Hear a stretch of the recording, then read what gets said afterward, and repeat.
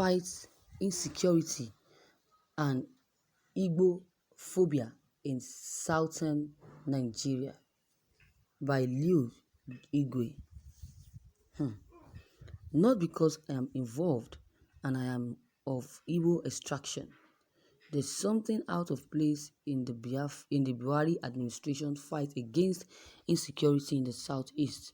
I knew that the project of tackling security challenges would take a different dimension when it comes to the southeast. Yes, I knew the dynamic would change, definitely. Combating criminality and banditry would take a different turn. At any point, the Igbo get linked to this national albatross. I knew that the police would suddenly wake up to their professional and constitutional duties. Soldiers and other state security agencies would overcome their amnesia. It does not require some extraordinarily intelligence to know that the security operations in the southeast are laden and driven by entrenched prejudice and hate, just at what is going on in the Imo states.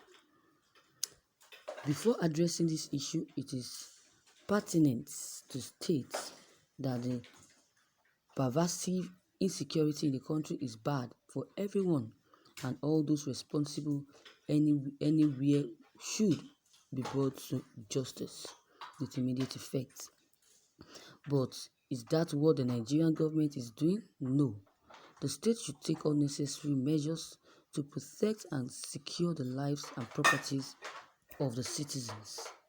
The government should prevent Nigerians' gradual descent into anarchy and lawlessness in the east or west, north or south, the northeast or southeast, southwest or even northwest. State officers should be diligent. They should be neutral and impartial in carrying out their duties in tackling insecurity and criminalities. Is that what applies to the fight against insecurity in the country? Not at all. For over a decade now, Nigeria has been grappling with security challenges, mainly in the north of the country, and measures have also been taken to address them. Unfortunately, the various measures have outrightly been misconstrued, sabotaged, or even portrayed as hatred for the North or Muslims. The northern political elite has also been unwilling to designate Boko Haram and killer herdsmen as criminals and enemies of the states. However, when it comes to the southeast, it has become a different kettle of fish. As the bloodletting in Imo, the military operations against real or imagined IPOB in other southeastern states have also illustrated. They illustrated that President Buhari's government has an axe to grind with southeastern states and ethnic constituency. The government has scores to settle and is doing just that. Nothing illustrates the entrenched prejudice, illogic, and also imbalance in this government's mishandling of security challenges in the southeast than a tweet from a former aide to President Goodluck Jonathan, Reno Omokri. He stated, "You want to fight unknown gunmen, yet you do not fight the gunmen that are known. Soldiers escort Gumi to meetings with bandits. Soldiers escort Katsina State Governor Bello Masari to have negotiations with bandits. If you want to fight a war, start with them." As Reno Omokri had made it clear that President Muhammadu Buhari's government's efforts to tackle insecurity in the country are characterized by glaring mischief.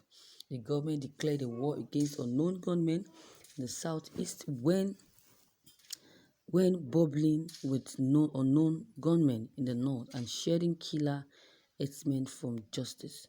But that should not surprise anyone at all. From the inception of his government, President Muhammadu Buhari made it clear that he would not treat people from the southeast who gave him fewer votes like others that massively voted for him.